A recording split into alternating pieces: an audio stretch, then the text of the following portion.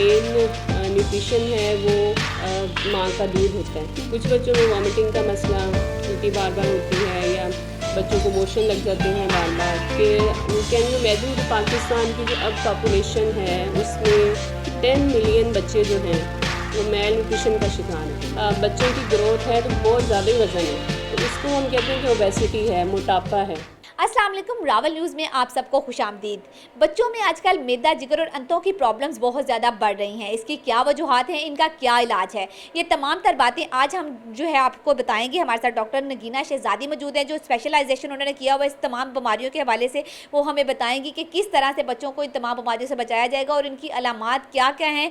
जैसे ही ये अलामात ज़ाहिर हों तो आप फ़ौरन से अपने बच्चों को लेके आए और इलाज करवाएँ। आइए फिर उनसे जानते हैं मज़ीद बातें। अस्सलाम वालेकुम, मेरा नाम डॉक्टर नगीना शहजादी है और आई एम गोल्ड मेडलिस्ट, और मैं बच्चों की स्पेशलिस्ट और मैदा, जिगर, आंत और न्यूट्रिशन से रिलेटेड जो भी बच्चों के मसाइल हैं उसकी स्पेशलिस्ट हूँ। तो आई वेलकम यू रुबाब। बहुत अच्छा टॉपिक आपने चूज़ किया जो हमारी कम्युनिटी के लिहाज से और पाकिस्तान में भी अगर हम देखा जाए तो न्यूट्रिशन के और बच्चों में जो मैदे और जिगर, आंत के मसाइल हैं वो बहुत ज़्यादा वाफर मिकदार में पाए जाते हैं। तो अगर हम छोटे बच्चों से शुरू करें, न्यू नेट से, इन्फेंट में, इन्फेंट जो है हम 0 से 1 ईयर तक का जो बच्चा है उसको हम इन्फेंट कहते हैं। तो इन्फेंट की जो मेन न्यूट्रिशन है वो माँ का दूध होता है, और उसके बाद जो बाकी दूध हैं, फार्मूला फीड्स हैं, फिर बच्चों की वीनिंग आ जाती है। उससे रिलेटेड भी बच्चों के जो मसाइल हैं अंतड़ियों के या मैदे के कह लें, वो बचपन से ही शुरू हो जाते हैं। कुछ बच्चों में वॉमिटिंग का मसला, उल्टी बार बार होती है, या बच्चों को मोशन लग जाते हैं बार बार, या बच्चों को कब्ज़ का मसाइल बहुत ज़्यादा है। मतलब डेली रूटीन में जो हम पेशेंट्स देखते हैं, constipation is a major issue, जिसमें पेरेंट्स का बहुत कंसर्न होता है कि बच्चा जो है वो डेली स्टूल नहीं पास कर रहा। तो ये सारे बेसिकली हमारी डाइट से रिलेटेड है। जो भी हम खाते हैं वही हम फार्मूलेट करते हैं कि आपका बच्चे का स्टूल किस तरह का होगा। इसी तरह जो आपकी न्यूट्रिशन है जितनी अच्छी होगी उतनी बच्चे की क़ुव्वत मुदाफ़त अच्छी होगी, उतनी बच्चे की बीमारियों से लड़ने की ताकत अच्छी होगी, और आपका बच्चा बार बार बीमार होने से बच सकेगा। इसीलिए जो हमारा मेन फोकस है वो बच्चे की डाइट पे, उसकी न्यूट्रिशन पे। उससे रिलेटेड हम अपना इवेंट भी एक ऑर्गेनाइज़ कराने जा रहे हैं नेक्स्ट वीक इंशाल्लाह, ट्यूसडे को 21 मार्च को, जो हम OPD चिल्ड्रन हॉस्पिटल फैसलाबाद में इनेकाद करेंगे उसका। और उसमें भी हमारा मेन थीम यही है कि पेरेंट्स को अवेयरनेस दी जा सके कि कैन यू इमेजिन कि पाकिस्तान की जो अब पॉपुलेशन है उसमें 10 मिलियन बच्चे जो हैं वो मेल न्यूट्रिशन का शिकार हैं। मेल न्यूट्रिशन यानी कि वो बच्चे जिनको जो उनकी नॉर्मल रिक्वायरमेंट बॉडी की है, न्यूट्रिएंट्स की जो ज़रूरियात हैं वो ही नहीं मिल रही। तो जब वो चीज़ें नहीं बच्चे को अप टू द मार्क मिलेंगी, बच्चे की ना उस तरह से दिमाग की नशोनुमा होगी, ना बच्चे की बॉडी की ग्रोथ होगी, और ना बच्चे उस तरह से ब्रिलियंट होंगे, ना उनका इतना कॉग्निशन लेवल होगा कि बाकी जो वर्ल्ड में बच्चे हैं उनसे कम्पीट कर सकें। आयरन डेफिशिएंसी बहुत कॉमन है, फौलाद की कमी बहुत कॉमन है, जिंक है, बहुत से छोटे छोटे मिनरल्स हैं जिनकी अगर अच्छी क्वांटिटी बच्चों को मिल जाए तो बच्चे बहुत सी बीमारियों से जो है वो निकल सकते हैं। तो हमने उसी में बेसिकली न्यूट्रिशन पे फोकस करना है। अगर न्यूट्रिशन अच्छी है, बच्चे की ग्रोथ अच्छी है, इम्यूनिटी अच्छी है, तो जितने भी मैदे और जिगर के मसाइल हैं हम उनको बड़ी हद तक लिमिटाइज़ कर सकते हैं। सेकेंडली अगर हम बात करें हेल्दी फूड की, तो जैसे कि आजकल फ़ास्ट फूड का ट्रेंड बहुत ज़्यादा है, फिर पिछले कोविड भी रहा कुछ साल, उसमें बच्चों की एक्टिविटी जो घरों में लिमिटाइज़ हो गई, फ़िज़िकल एक्टिविटी नहीं है, हर चीज़ ऑनलाइन, घर में बैठे ऑर्डर हो रहे हैं फूड। फिर बच्चों के ज़ाहिर है वो बैठे रहे हैं, ओबेसिटी का एलिमेंट बहुत ज़्यादा बढ़ गया है। बच्चे पहले एक तरह हम बात करते हैं कि न्यूट्रिशन पूरी नहीं है, फिर एक वो क्लास है कि जिसमें बच्चों की ग्रोथ है तो बहुत ज़्यादा ही वज़न है, तो उसको हम कहते हैं कि ओबेसिटी है, मोटापा है।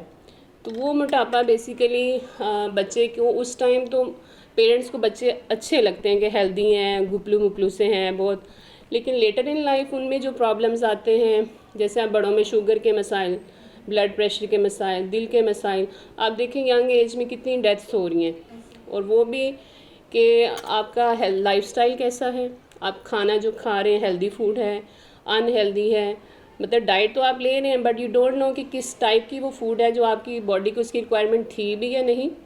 अगर आप कुछ ले रहे हैं तो ज़्यादा क्वांटिटी में ले रहे हैं। जैसे हम सपोज कर लेते हैं चीनी है, शुगर है, आप उसको अगर ज़्यादा उसकी एक्सेसिव कंजप्शन लेते हैं तो वो एक हद तक बॉडी उसको टॉलरेट करती है। उसकी रिक्वायरमेंट है, बॉडी को ग्लूकोज ज़रूर चाहिए, आपके ब्रेन को ग्लूकोज चाहिए, एनर्जी चाहिए आपको काम करने के लिए daily day to day activities में। लेकिन जब उससे तजावुज़ कर जाती हैं चीज़ें तो वो फिर आपकी बॉडी में डिपॉजिट होना शुरू हो जाती हैं, जिसकी वजह से मोटापे के मसाइल, आपके विज़रा के अराउंड चर्बी आना शुरू हो जाती है, आपकी ट्रंकल ओबेसिटी यानी पेट फूल जाता है जो आजकल बड़ी कॉमन है। अक्सर में आप देखें कि बाकी बॉडी बिल्कुल ठीक है लेकिन पेट निकला हुआ है, तो बेली फैट डिपॉजिट होना शुरू हो जाती है।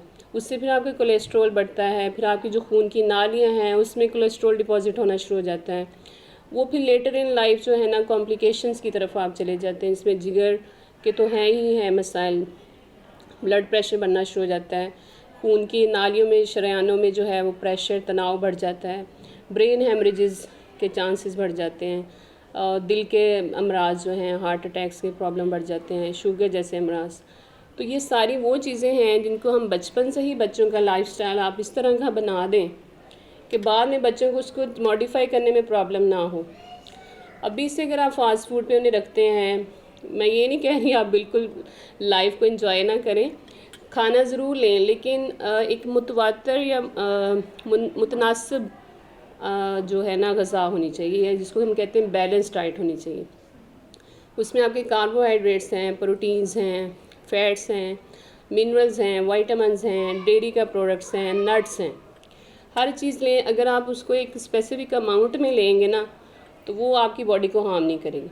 अगर आप उसको एक ही चीज़ को ज़्यादा क्वांटिटी में, जैसे कार्बोहाइड्रेट्स आप बहुत ज़्यादा ले देते हैं तो वो फिर अल्टीमेटली आपकी बॉडी को नुकसान पहुंचाना शुरू कर देती है। इसी तरह फैट्स हैं या जो तली हुई चीज़ें हैं, फ्राइड आइटम्स हैं, ज़्यादा मिर्च मसाले वाले जो प्रोडक्ट्स हैं वो मैं ज़रूर मेंशन करूँगी, क्योंकि बच्चों में हम गैस्ट्राइटिस या मैदे में जो सोजिश है बहुत कॉमन देखते हैं और ये भी फूड से रिलेटेड है। आप जैसा खाना खा रहे हैं, अगर आप ज़्यादा मिर्च मसाले स्पाइसी चीज़ें खिलाएंगे बच्चों को तो बच्चे जो है उससे उनमें मैदे के अंतड़ियों में सोजिश होने के मसाइल जो हैं बहुत ज़्यादा बढ़ जाते हैं। फिर हम पानी पे बात करें या फूड पे, हाइजीनिक कंडीशंस पे, पानी का सोर्स अच्छा नहीं है, वो हमें उस पर ज़रूर फोकस करना चाहिए। पानी साफ़ सुथरा बॉयल करके इस्तेमाल करें। इस छोटे से काम से आप बहुत सी 80% जो मैदे जिगर के मसाइल हैं उनसे बच सकते हैं। जिस तरह मोशन का प्रॉब्लम बहुत ज़्यादा है, बच्चों में पानी की कमी हो जाए अगर उसमें, तो अल्टीमेटली उसकी इतनी सीवियर कॉम्प्लिकेशंस हैं कि बच्चे की डेथ भी अल्लाह ना करे हो सकती है। तो मोशन या पेचिश का लगना जो है, इस हाल जिसको हम बोलते हैं, उससे भी आप बच सकते हैं। पानी को, सिंपल पानी को आप बॉयल करके इस्तेमाल करें। फल सब्ज़ियाँ अच्छी तरह वॉश करके इस्तेमाल करें। हैंड वॉशिंग टेक्निक्स अच्छी होनी चाहिए। बच्चों को आदत डालें खाना खाने से पहले हैंड वॉश करें ताकि गंदे जरासीम उनके गट में, स्टमक में ना जा सकें और मज़ीद बीमारियों से जो है वो बच सकें। तो इससे जो रिलेटेड जिगर में पस पड़ जाती कई दफ़ा बच्चों को।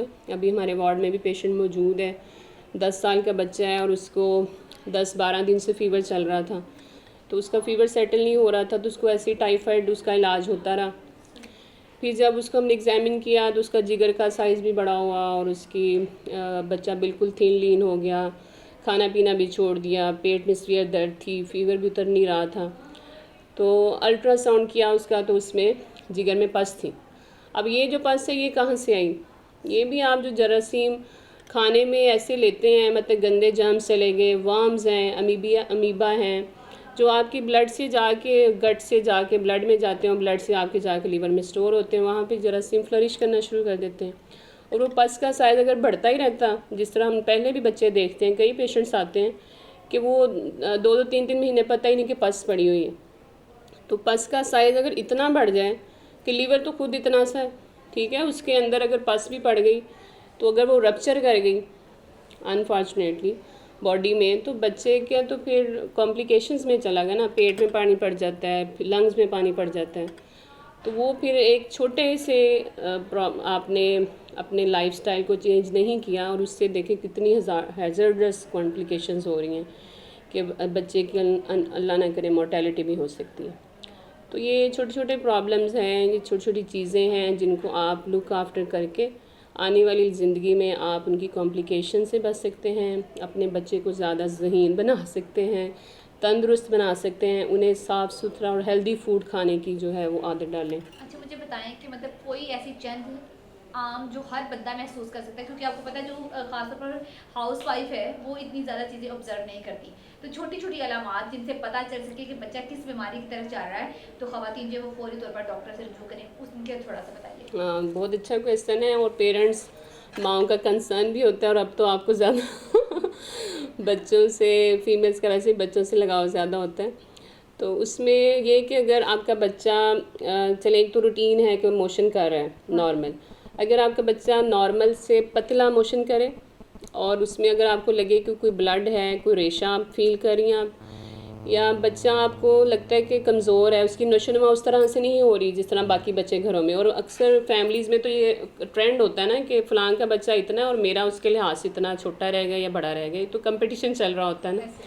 तो उसको ज़रूर आप देखें कि आपकी बच्चे की नशोनुमा उसकी उम्र के लिहाज से उसका वज़न और कद ठीक है, अगर तो अच्छा है तो वेल एंड गुड, अगर उससे पीछे है तो फिर आप उसको ज़रूर डॉक्टर से कंसल्ट करना चाहिए। दूसरा, पखाने में खून अगर आए, पखाने में कीड़े आते हैं, या बच्चे की उल्टी नहीं रुक रही और उल्टी की वजह से अगर उसकी नशोनुमा में कोई कमी आ रही है, बच्चे का रंग जो है वो पीला लगता है आपको आम बच्चों की निस्बत, तो इस पेट फूला फूला लगता है, पेट की भी जो है ना उसके कॉन्टूर्स को देखना चाहिए, क्योंकि हम देखते हैं कि पेट फूला है, जिगर बड़ा होता है, पेरेंट्स को नहीं पता होता, 2-2 3-3 साल गुजर जाते हैं। तो ये छोटी छोटी चीज़ें हैं, इनको आप नोटिस करें। तो अगर इस तरह की अलामात मिलती हैं तो अपने करीबी चाइल्ड स्पेशलिस्ट से ज़रूर कंसल्ट करें, ताकि आप उसको टाइमली देख के और उसकी इन्वेस्टिगेशंस हो सकें और उसका इलाज हो सके। मज़ीद इस पे अवेयरनेस वीडियोस मैंने भी अपनी बनाई हुई हैं मेरे यूट्यूब चैनल पे, आप इस पर भी जाके देख सकते हैं। जी, तो आपने डॉक्टर्स की बातें सुनी, उन्होंने आपको बहुत सारी बातें बताई। एक वो जो सबसे अच्छा पॉइंट उन्होंने बताया कि पानी जो हम इस्तेमाल करते हैं, जो कि फैसलाबाद का पानी जो है वो वैसे भी इतना अच्छा नहीं है, उसकी वजह से बहुत सारी बीमारियां पैदा होती हैं, तो बच्चों के लिए तो ये पानी बिल्कुल भी अच्छा नहीं है, पानी को बॉयल करके इस्तेमाल करें। इसके अलावा दीगर भी बहुत सारी बातें उम्मीद करते हैं आपको समझ आ गई होंगी, और अगर आप किसी टॉपिक पे इस हवाले से डॉक्टर से कुछ जानना चाहते हैं तो हमें कमेंट में बताएं, इंशाल्लाह हम नेक्स्ट प्रोग्राम उसी पे करेंगे। इसी के साथ मुझे दें इजाज़त, इंशाल्लाह फिर मिलेंगे। अल्लाह हाफिज़।